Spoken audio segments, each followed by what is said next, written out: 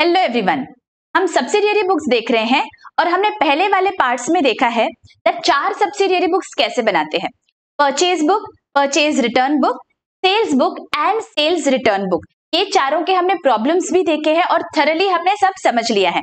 अगर किसी ने अभी तक वो वाले लेक्चर्स नहीं देखे हैं, I have given the link in the description, please go through those lectures ताकि बेसिक्स आपके क्लियर हो जाए सब्सिडियरी बुक्स के। आज के लेक्चर में हम एक बहुत ही इंपॉर्टेंट सब्सिडियरी बुक देखने वाले हैं। From the exam point of view ये बहुत ही वेटेज रखता है, that is cash book. From the exam point of view cash book बहुत बहुत बहुत वेटेज रखता है, तो प्लीज एंश्योर कि आप बहुत कंसंट्रेशन के साथ ये वाला लेक्चर देखें। Keep everything aside, please concentrate. I assure you that at the end of this lecture cash book से रिलेटेड कोई भी डाउट नहीं बचेगा आपके पास। तो लेट्स गेट स्टार्टेड। देखिए कैश बुक क्या होता है, ऑल द ट्रांजैक्शंस जो भी कैश से रिलेटेड है, सारे के सारे ट्रांजैक्शंस बिजनेस के हम रिकॉर्ड करेंगे एक बुक में जिसे हम बोलते हैं कैश बुक। जैसे कि हमने परचेज बुक और सेल्स बुक में देखा, सारे credit transactions related to purchase of goods या सारे credit transactions related to sale of goods वो हमने सेल्स और परचेज बुक में रिकॉर्ड किए। वैसे ही कैश बुक में सारे के सारे ट्रांजैक्शंस जो कैश से रिलेटेड है वो हम कैश बुक में रिकॉर्ड करते हैं। सिंपल, चाहे वो कैश परचेज हो, कैश सेल्स हो, कैश में कोई इनकम मिला हो, कैश में कोई एक्सपेंस हुआ हो, everything which involves cash will be recorded in the cash book. Simple, alright. हमें 4 टाइप्स के कैश बुक्स होते हैं, which are those? First cash book is a simple cash book, या इसे हम बोलते हैं single column cash book. Single column मतलब सिर्फ इसमें कैश से रिलेटेड एंट्रीज होते हैं, इसलिए सिर्फ इसमें कैश का कॉलम होता है। Second cash book is known as double column cash book. Double column see is cash book. इसमें कौन से 2 कॉलम्स होते हैं? कैश बुक है तो कैश कॉलम तो होना ही है। Second column is for bank transaction, alright. और थर्ड होता है triple column cash book. Triple column cash book, इसमें कैश और बैंक 2 कॉलम से होते ही है और एक तीसरा कॉलम होता है दैट इज डिस्काउंट, ठीक है। और फोर्थ कैश बुक होता है पेटी कैश बुक।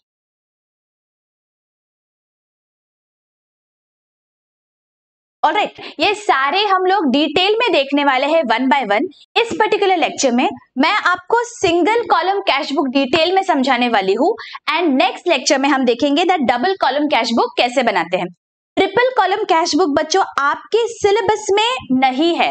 अगर आप किसी और स्टेट बोर्ड से है जहां पे ट्रिपल कॉलम कैश बुक भी है, मुझे आप कमेंट सेक्शन में बता दीजिए। If there are many students तो मैं ट्रिपल कॉलम कैश बुक का एक अलग से लेक्चर जरूर लूंगी, ठीक है। तो आज के इस लेक्चर में हम देखेंगे सिंगल कॉलम कैश बुक क्या होता है। Alright, let's see what is a cash book. It is used for recording all cash transactions, सारे कैश ट्रांजैक्शंस इररिस्पेक्टिव ऑफ वो कब हो रहे हैं। अगर कैश इन्वॉल्व है तो उसे हमें कैश बुक में लिखना है, वेरी वेरी इजी, ठीक है। Ignore all credit transactions, obviously अगर कैश इन्वॉल्व नहीं होता है तो वो कैश बुक में नहीं आएगा। हमने देखा है जो क्रेडिट ट्रांजैक्शंस है उसके लिए हम अलग से सब्सिडियरी बुक्स बनाते हैं। वो क्या होते हैं हमने पार्ट 1 में देख लिया है।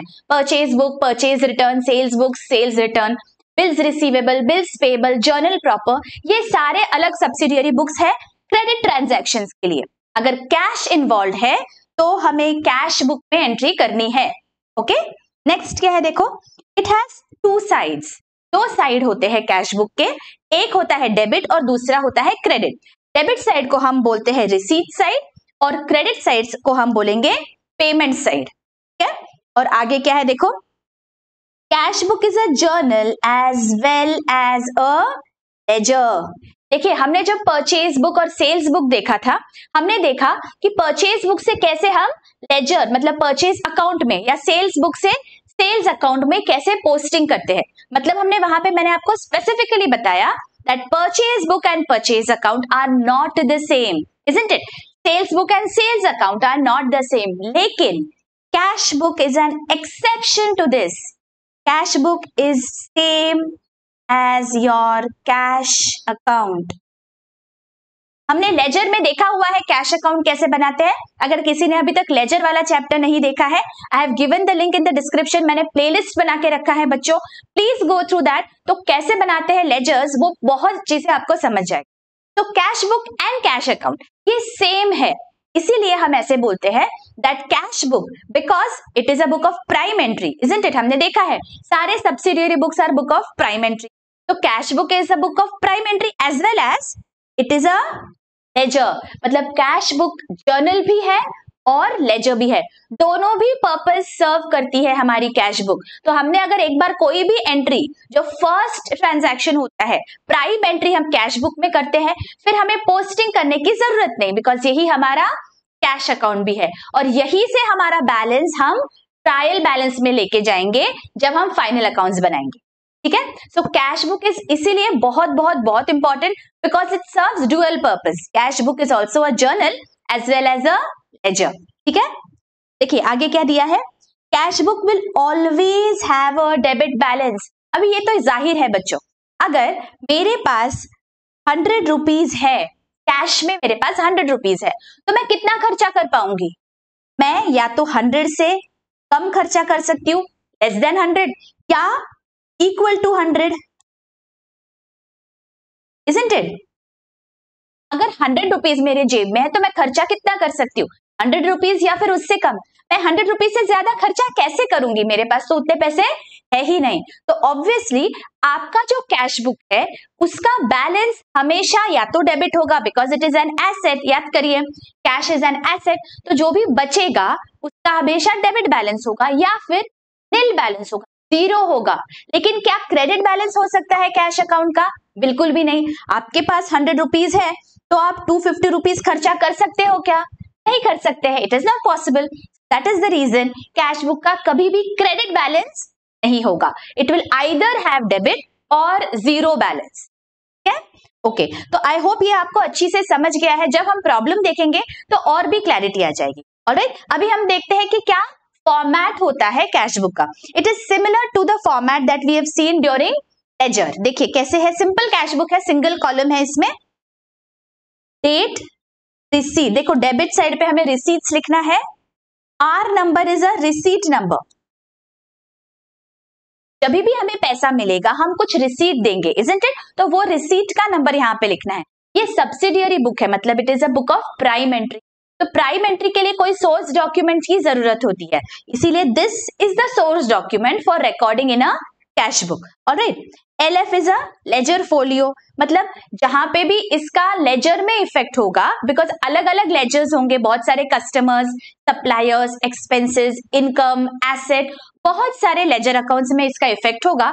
तो जो भी लेजर अकाउंट का यहाँ पे हमें पेज नंबर लिखना होगा and amount. Similarly on the credit side, ये देखिए पेमेंट साइड होता है क्रेडिट साइड. यहाँ पे V मतलब वाउचर नंबर. अगर हमने पेमेंट किया तो उसके बदले में हमें यहाँ पे वो वाउचर का नंबर डालना है, वो बिल का नंबर यहाँ पे लिखना होगा. LF is again ledger folio and amount. Simple. इस तरह से आपको प्रॉपर फॉर्मेट बनाना होगा सिंगल कॉलम कैश बुक का. सारे रिसीट्स आपको डेबिट में लिखने हैं और सारे पेमेंट्स क्रेडिट में लिखने. Isn't it. देखिए कैश जब भी बिजनेस में आता है, मैंने आपको जर्नल एंट्रीज में जब मॉडर्न अप्रोच से सिखाया था, ये मैंने बहुत ही डिटेल में बहुत क्लियरली समझाया है बच्चों. कैश क्या है? It is my asset, isn't it. तो एसेट का बैलेंस अगर बढ़ाना है तो मुझे डेबिट करना पड़ता है for increase in the balance, और अगर मुझे बैलेंस घटाना है तो मुझे करना पड़ेगा क्रेडिट, इजंट इट. अगर मैं डेबिट कर रही हूं बढ़ाने के लिए तो मैं यहां पे लिखूंगी on the left hand side, on the receipt side of cash book. जो भी कैश आया मुझे रिसीट साइड में लिख देना है, और जो भी कैश गया बिजनेस से बाहर मुझे उसे पेमेंट साइड में लिखना है. मुझे ज्यादा कुछ सोचने की जरूरत ही नहीं है. देखिए अगर मैंने कैश परचेज किया तो मेरी एंट्री क्या आएगी? Purchases account debit to cash. Cash मेरे बिजनेस से बाहर गया तो मैं परचेजेस पेमेंट साइड पे लिख दूंगी, बिकॉज परचेज करने की वजह से मेरे बिजनेस से कैश कम हो गया. करेक्ट. अगर मैंने कुछ सेल किया कैश में तो मेरे बिजनेस में कैश आई या गई? कैश मिल रहा है। अगर कैश मिली तो मैं रिसीट साइड पे लिख दूंगी टू सेल्स, कि कैश अकाउंट को मुझे डेबिट करना होता है, cash account debit to sales. हमें ये एंट्री पास करके हम कर सकते हैं, या फिर हमें सिर्फ इतना सोचना है, रिसीट है yes on the receipt side, payment है yes on the payment side, simple. अगर आपको इनकम मिल रहा है, कोई कमीशन मिल रहा है, इंटरेस्ट मिल रहा है, डिविडेंड मिल रहा है, कुछ भी अगर आपको कैश में मिला, आप यहां पे लिख दो इनकम, मतलब interest, dividend, whatever if you are getting in cash, आपको रिसीट साइड पे लिखना है। अगर आपका कोई भी एक्सपेंस होता है, इलेक्ट्रिसिटी है, सैलरी है, और भी बहुत सारे एक्सपेंसेस होते हैं, अगर कुछ भी आपने कैश में एक्सपेंस पे किया, आपको वो एक्सपेंस यहां पे लिख देना है on the payment side. Getting it? Very very easy. सारे इनकम, सारे receipts on the debit side, all payments on the credit side, simple. And at the end हम क्या करते हैं, इसे हम बैलेंस करेंगे। बैलेंस कैसे करते हैं? Because it is a ledger, we have to balance it. यहाँ पे हम टोटल्स लिख लेंगे। ओके, हमने देखा है कैश बुक की टोटल हमेशा डेबिट होगी, डेबिट साइड की टोटल ज्यादा रहेगी, तो जो भी बचेगा बैलेंस वो हमें यहाँ पे लिखना होगा। ऑलराइट, और अगले साल या अगले अकाउंटिंग पीरियड में यही बैलेंस हम कैरी फॉरवर्ड करेंगे एंड नेक्स्ट अकाउंटिंग पीरियड के शुरुआत में हम उसे लिख देंगे। ठीक है, clear? Now let us look at a problem, तो और भी अच्छी से हमें समझ जाए। देखिए, आपके सामने आपके टेक्स्ट बुक में से ही मैंने ये प्रॉब्लम दिया है। Let us read the problem. Enter the following transactions in simple cash book of messrs Saurabh traders, और बहुत सारे ट्रांजैक्शंस हमें दिए गए हैं। तो हम क्या करेंगे, सबसे पहले एक प्रॉपर फॉर्मेट में हम कैश बुक बनाएंगे। देखिए, ऐसे आपको प्रॉपर फॉर्मेट बनाना है। यहाँ पे हम लिख लेंगे debit and credit, and this is cash book. इसके बुक्स में बना रहे हैं, in the books of messrs Saurabh traders, यहां पे लिख देंगे in the books of messrs Saurabh. Alright, अभी वन बाय वन हम ट्रांजैक्शंस देखते हैं। देखिए, फर्स्ट ट्रांजैक्शन क्या है, started business with cash 1 lakh rupees. Business हमने स्टार्ट किया है, तो स्टार्टिंग की हमारी एंट्री क्या होती है, अगर हमने कैपिटल लाया है बिजनेस में, तो हमारी एंट्री क्या होगी, cash account debit to capital, मतलब ये रिसीट है, मिला है कैश बिजनेस को, तो रिसीट साइड पे मैं लिखूंगी यहाँ पे date is what 2019 July 1, cash account debit to capital account, what is the amount 1 lakh rupees. और यहाँ पे हमें नरेशन भी लिखना है कि this is a book of prime entry as well as ledger, तो यहाँ पे मुझे नरेशन लिखना होता है being cash brought in the.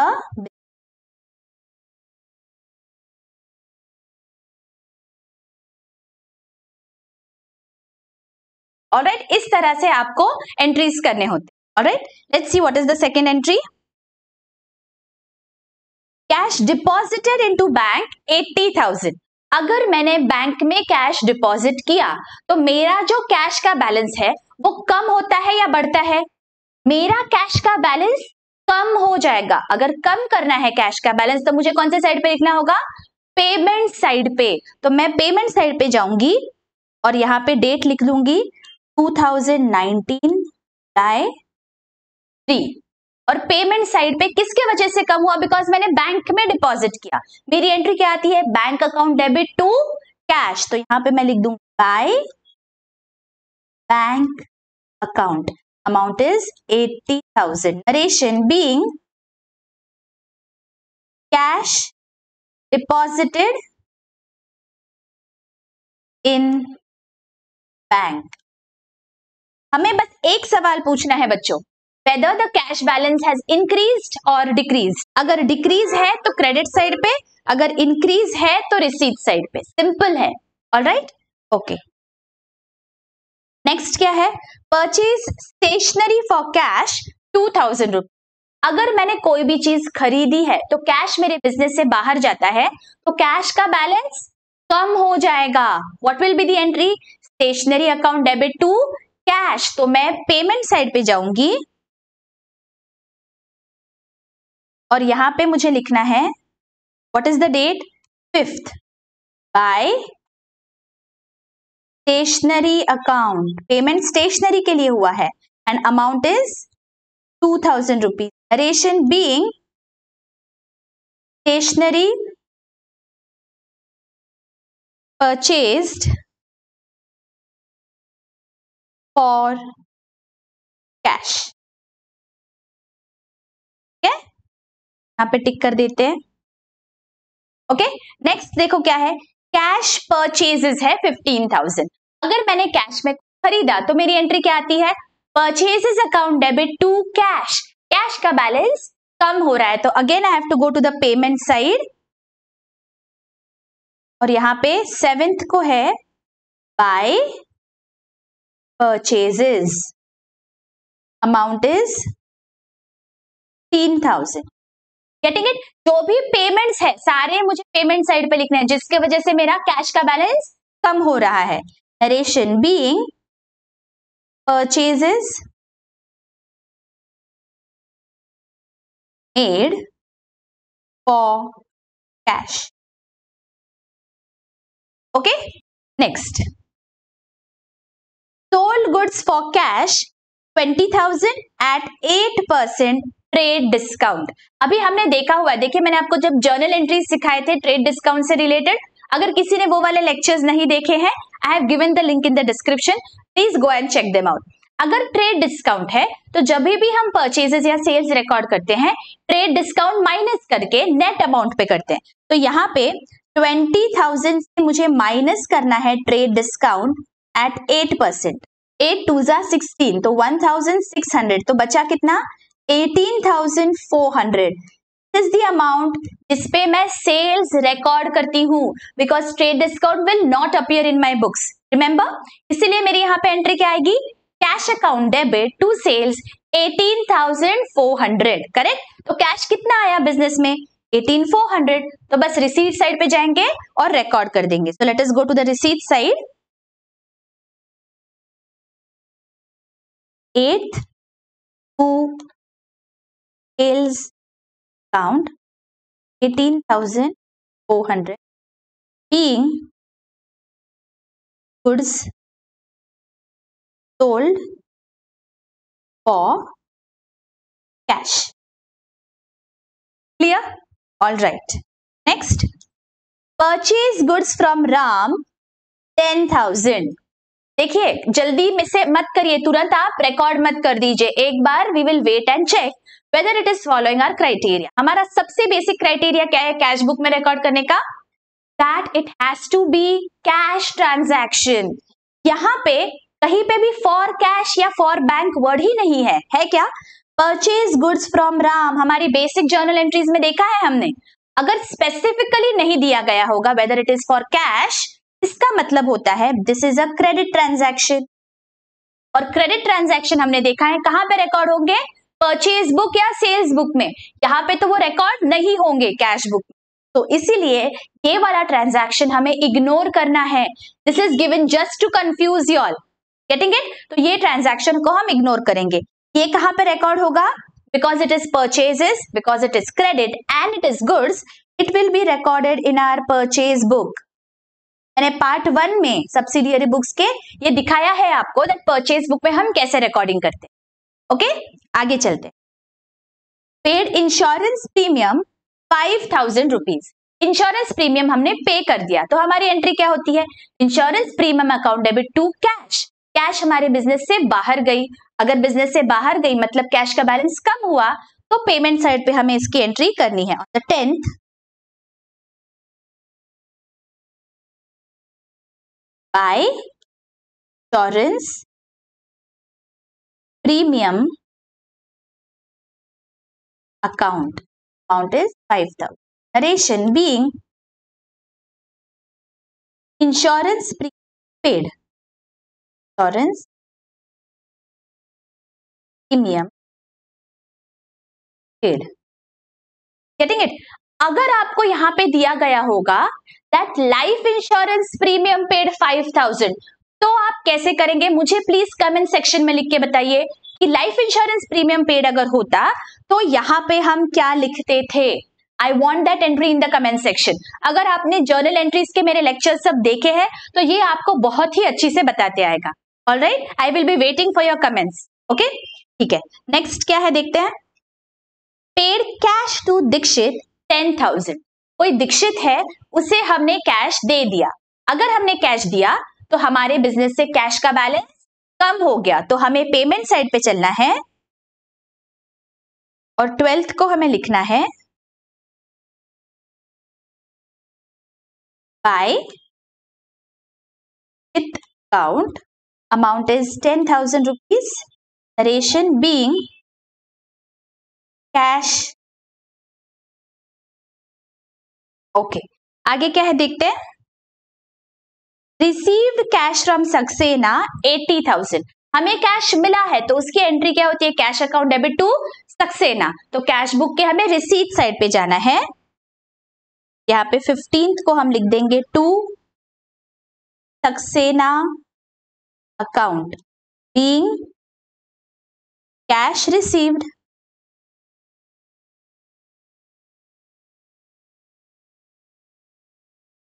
$80,000। Alright, आगे रिसीव्ड कमीशन 2,000। अगेन रिसीट है तो वापस कहां पे आएगा, कैश बुक के डेबिट साइड पे। रिसीट साइड पे हमें लिखना है, रिसीट साइड पे हम जाएंगे और यहां पे हमें लिखना है 17th को to commission account, amount is 2,000, narration being commission received।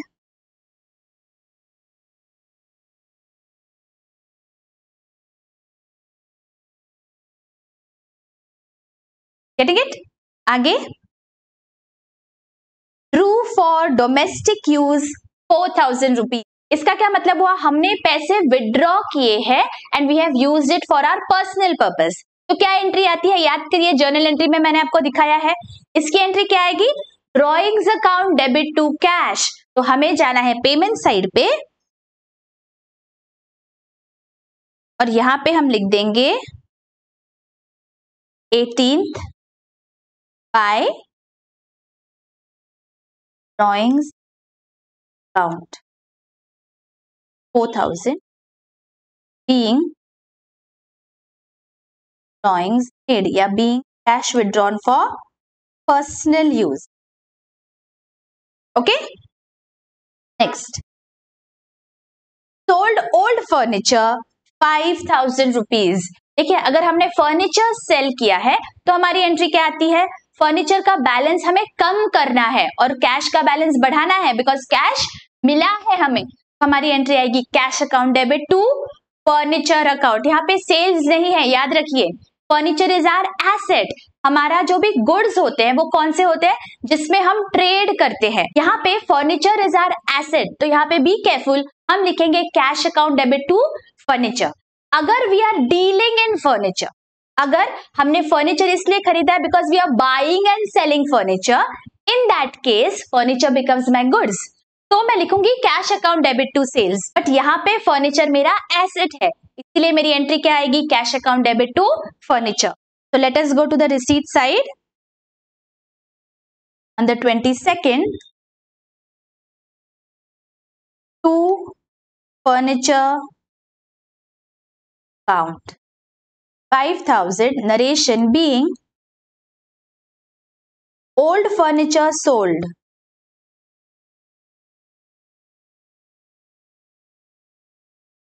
Okay, आगे paid salary to Ram 6,000 rupees.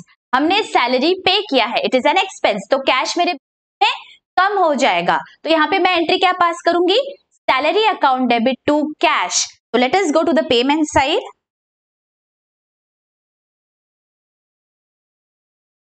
यहाँ पे मैं लिख दूंगी by salary account 1,000 being salary।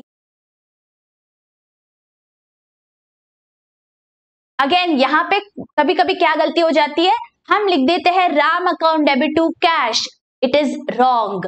Ram को हमें डेबिट नहीं करना है।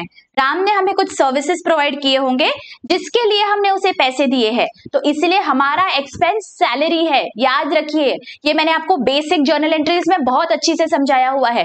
तो इसलिए हमारी यहाँ पे एंट्री आती है salary account debit to cash. Okay, Ram का नाम आपको लिखना नहीं है, ये कंफ्यूज करने के लिए है आपको। ऑलराइट, आगे रिसीव्ड इंटरेस्ट 4000, हमें इंटरेस्ट मिला है, तो हमारी एंट्री क्या आएगी? Cash account debit to interest. तो रिसीट साइड पे हमें लिखना है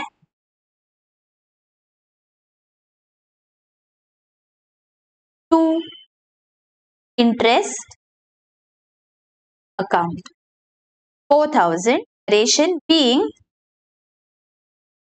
इंटरेस्ट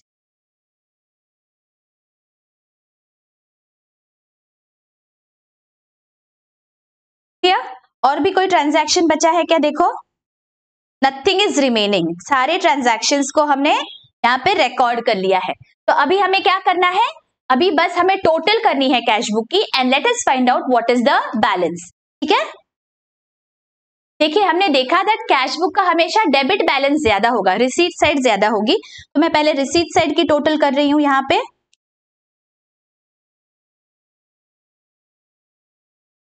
मेरी रिसीट साइड की टोटल है 2,09,400। तो मैं यहाँ पे भी पेमेंट साइड की टोटल में भी लिख दूंगी 2,09,400। ठीक है, अभी पेमेंट साइड की टोटल देखते हैं क्या आ रही है। पेमेंट साइड की मेरी टोटल आ रही है 1,22,000। तो जो बचा that is what? That is the balance. कितना बच रहा है? 87,400।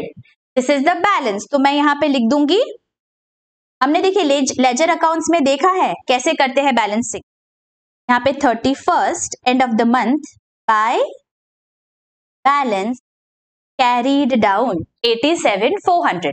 अगले महीने की शुरुआत में यहाँ पे मुझे लिखना है 87,400।